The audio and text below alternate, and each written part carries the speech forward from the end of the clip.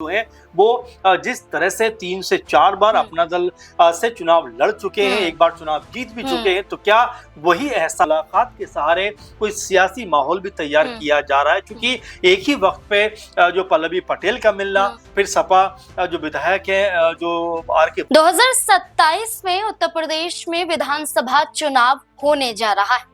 इससे पहले अपना दल कमेरावादी प्रमुख पल्लवी पटेल मुलाकात अतीक अहमद के बेटे से करती है। अतीक अहमद के परिवार वालों से मुलाकात करती है और मुलाकात के बाद खुले तौर पर मीडिया के सामने कहती है कि राजनीतिक एंगल देने की कोई भी कोशिश ना करे। लेकिन सवाल ये उठता है कि जब चुनाव नजदीक हैं और आपकी पार्टी का लगाव या कहें कि जो जुड़ाव है वो अतीक अहमद के साथ रह चुका है, तो फिर क्यों ना इसे चुनाव से जोड़कर देखा जाए।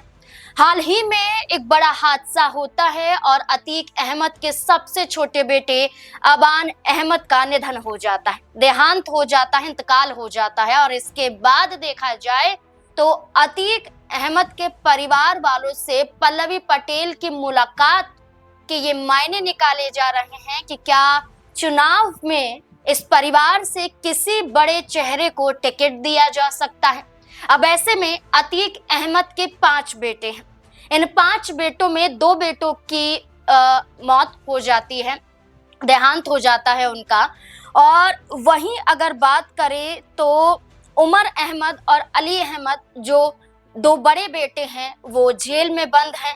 और एहजाम अहमद से मुलाकात पल्लवी पटेल करती हैं, तो क्या यहाँ कोई राजनीतिक एंगल दिखाई देता है? वाकई क्या सिर्फ पल्लवी पटेल ही उनसे मुलाकात करती हैं या फिर अन्य दल भी पूरी कोशिशों में हैं कि विधानसभा चुनाव से पहले एक मुस्लिम चेहरे को साध लिया जाए ताकि मुस्लिम वर्ग को साधना आसान हो जाए? ऐसे में कई बड़े सवाल यहाँ पर जुड़ जाते हैं जिन पर चर्चा करेंगे और वरिष्ठ सहयोगी अमन जी हमारे साथ मौजूद हैं। सर, अतीक अहमद के राजनीतिक सफर की बात करें तो ऐसा नहीं है कि वो छोटा चेहरा रहे हैं, कई बार विधानसभा का चुनाव लड़े हैं और चुनाव जीते भी हैं। और सबसे बड़ा गढ़ उनका इलाहाबाद पश्चिम ही रहा है। अब पल्लवी पटेल का मुलाकात उनके परिवार वालों से करना, उनके बेटे से मुलाकात करना और खास तौर पर उमर अहमद और अली अहमद के बारे में पूछताछ करना और ये तक कहना कि क्या पूरा मामला है और रिहाई का क्या प्रोसेस हो सकता है, तो इसे किस तरह से जोड़कर आप देख सकते हैं? क्या वाकई राजनीतिक रूप से नजर आता है कि टिकट देने या एक सिंपैथी के तौर पर गई थी पल्लवी पटेल? देखिए, जाहिर बात है क्योंकि यहाँ पर पल्लवी पटेल का रुख देखें तो ये नजर आता है कि परिवार से मिलती हैं अतीक अहमद के और तमाम जो परिवार के लोग हैं उनसे मुलाकात करती हैं। और यहाँ पर जो जिक्र आपने किया एहजाम अहमद से वो बातचीत करती हैं और काफी देर तक बातचीत करती हुई नजर भी आती है, वीडियो भी सामने आता है। लेकिन देखिए, एक तो ये होता है कि जिस तरह से आपने भी बताया कि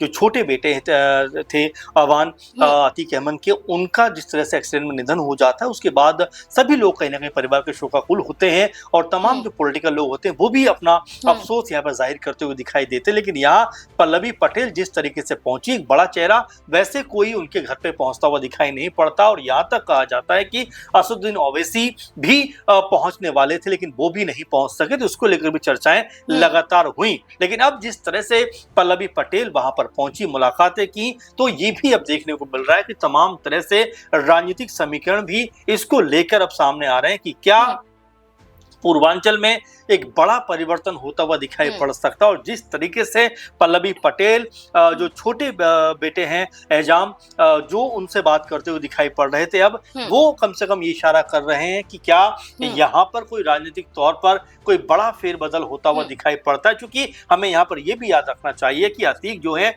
वो जिस तरह से 3 से 4 बार अपना दल से चुनाव लड़ चुके हैं, एक बार चुनाव जीत भी चुके हैं, तो क्या वही एहसास कराने के लिए, क्या वही बात दोहराने के लिए यहाँ पर जो अपना दल कमेराबादी की नेता भी हैं पल्लवी पटेल, क्या वो पहुंची थी? क्योंकि हमने देखा 2024 के लोकसभा चुनाव में उन्होंने बाकायदा असदुद्दीन ओवैसी के साथ मिलकर, यानी पल्लवी पटेल ने उनके साथ मिलकर गठबंधन बनाकर चुनाव भी लड़ा, लेकिन सफलता उनको नहीं मिल पाई। अब ऐसे में क्या यहाँ पर एक पॉलिटिकल तौर पर अपने आप को मजबूत करने के लिए क्या जो एहजाम हैं उनको यहाँ पर कोई बड़ा यहाँ पर ऑफर देते हुए दिखाई पड़ अच्छा सकती सर, हैं। अतीक अहमद की बात करें, जी। उनकी पत्नी शाइस्ता परवीन की जी। बात करें, तो इन चेहरों का जुड़ाव कई दलों के साथ रह चुका जी। है। जैसा कि कहा जाए कि अपना दल कमेरावादी से भी जुड़ाव रहा है, समाजवादी पार्टी से भी जुड़ाव रहा है और AIMIM से भी जुड़ाव रहा है। और हाल फिलहाल में शौकत अली की बात करें,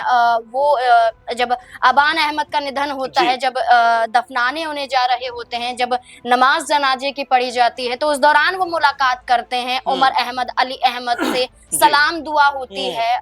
तो ये सलाम दुआ तक ही सीमित है या AIMIM भी कोई रणनीति बना रही है? देखिए बिल्कुल जाहिर बात है, क्योंकि जो जिक्र आपने किया कि उमर और अली दोनों से वहां पर सलाम दुआ होती है, मुलाकात होती है। शौकत अली जो AIM के उत्तर प्रदेश के अध्यक्ष भी हैं, उनसे मुलाकात करते हैं और ये चर्चाएं लगातार फिर उठती हुई दिखाई पड़ती हैं कि क्या यहाँ से AIM की तरफ से जो जेल के अंदर से, चूंकि जो उमर अहमद हैं वो जेल के अंदर बंद है, तो क्या जेल के अंदर से चुनाव लड़ते हुए दिखाई पड़ेंगे। हालांकि इसको लेकर भी कहा जा रहा है कि अदालती मामला है, कई सारी दिक्कतें सामने आ सकती है, लेकिन इससे पहले भी ओवैसी की पार्टी ने अगर दिल्ली में देखे तो ताहिर हुसैन और एक और जो कह सकते हैं कि जेल में बंद, उनको भी टिकट दिया था। तो क्या यहाँ पर भी एक बड़ा इसी तरह की पहल करते हुए दिखाई पड़ेंगे, क्योंकि ओवैसी लगातार उत्तर प्रदेश में अपना कद मजबूत करना चाहते हैं, लेकिन वो सफलता उनको उत्तर प्रदेश में नहीं मिल रही। तो क्या इस बार जो 27 का चुनाव है उससे पहले कोई बड़ा यहाँ पर पॉलिटिकल तौर पर देखा जाए तो क्या कोई बड़ा यहाँ पर जो चेहरे हैं उनको अपने साथ जोड़ने का प्रयास करते हुए दिखाई पड़ सकते हैं? क्योंकि जिस तरह से आपने भी कहा कि जो अतीक अहमद की पत्नी शाइस्ता परवीन वो AIM में शामिल थी और चुनाव भी लड़ने वाली थी, लेकिन वो चुनाव नहीं लड़ी। लेकिन ये माना जा रहा है कि जिस तरह से वो AIM में शामिल रही हैं, अब हो सकता है उमर भी AIM की तरफ से चुनाव लड़ते हुए दिखाई पड़े। हालांकि अभी कानूनी मामला है, अभी जो है जेल के अंदर बंद है, तो क्या उनके ऊपर दाव लगाएंगे या फिर जो एक और बेटे जो बाहर है, फिलहाल अभी छोटे हैं एहजाम, उनके ऊपर यहाँ पर दाव लगाते हुए दिखाई देंगे। तो फिलहाल अभी कई सारी कयासबाजियां चल रही हैं, लेकिन ये भी देखने वाली बात है कि देखिए उत्तर प्रदेश को राजनीति का जो गढ़ कहा जाता है वो इसीलिए कहा जाता है कि यहाँ पर हर दल जो है वो अपनी उपस्थिति दर्ज कराना चाहता है। हर एक दल जो है वो इक्का दुक्का विधायक चाहे छोटे लेवल का हो वो कहीं ना कहीं हासिल करना चाहता है। और यहाँ पर ओवैसी जब से बिहार में 5 विधानसभा सीटें जीते हैं, इसके अलावा जो महाराष्ट्र में, मुंबई में बेहतर प्रदर्शन किया है, उसकी बिना पर उनको ऐसा लगता है कि उत्तर प्रदेश में वो भी अपने लिए संभावना खोज सकते हैं। तो क्या ऐसे में उमर का नाम आगे आ सकता है, इसको लेकर चर्चाएं जोरों पर है। लेकिन सर बीजेपी इन्हीं चेहरों की वजह से एक ऐसा एंगल सेट करने की कोशिश करती है पूरे उत्तर प्रदेश में कि हम ऐसे माफियाओं से बचते हैं, हम इन लोगों के घरों पर बुलडोजर चला देते हैं जो लोगों के घरों को उजाड़ते हैं। अब AIMM की बात करें या फिर अपना दल कमेरावादी की बात करें या फिर समाजवादी पार्टी की बात करें, क्योंकि उनकी पार्टी के भी विधायक मुलाकात करने जाते हैं। आप एक ऐसे परिवार से मुलाकात करने जा रहे हैं, फिर कहते हैं राजनीतिक एंगल नहीं देंगे। वहीं दूसरी तरफ आजम खान को लेकर उत्तर प्रदेश के मुख्यमंत्री योगी आदित्यनाथ कैसा ऐलान करते हुए नजर आते हैं मंच से।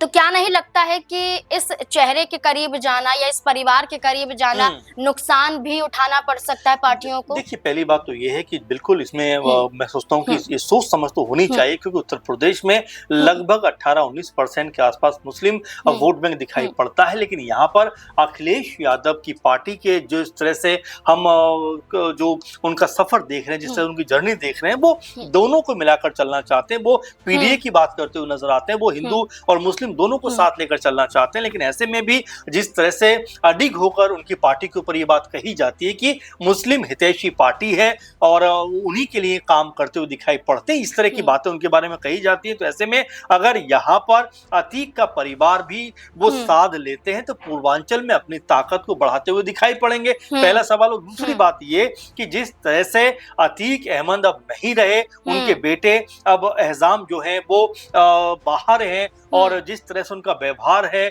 और क्या उनको लेकर भी सपा की कोई रणनीति बन सकती है, क्योंकि सपा के जो विधायक हैं आर.के. वर्मा, वो वहां पर मुलाकातें करते हुए दिखाई पड़े हैं। तो देखिए, एक तो ये होता है कि संवेदना जाहिर करने कोई भी पहुंच सकता है, लेकिन दूसरा जो पहलू और पक्ष होता है वो ये होता है कि क्या इस मुलाकात के सहारे कोई सियासी माहौल भी तैयार किया जा रहा है, क्योंकि एक ही वक्त पे जो पल्लवी पटेल का मिलना, फिर सपा जो विधायक है जो आर.के. वर्मा, उनका मुलाकात करना, ये कहीं ना कहीं दर्शाता है कि क्या राजनीतिक तौर पर अपनी अपनी जो है यहाँ पर पहुंच बनाना चाहते हैं, और क्या यहाँ वाकई में जिस तरह से आपने भी कहा कि इतने सारे आरोप लगने के बावजूद भी क्या सपा यहाँ पर अतीक अहमद के परिवार के साथ जुड़ना चाहेगी, क्या उनके बेटे या कोई भी परिवार के सदस्य को टिकट देना चाहेगी? ये तमाम तरह के सवाल हैं जिनका जवाब जो है वो अखिलेश यादव या समाजवादी पार्टी देगी। लेकिन आर.के. वर्मा का अतीक अहमद के बेटे और परिवार से मिलना कहीं ना कहीं जरूर दर्शाता है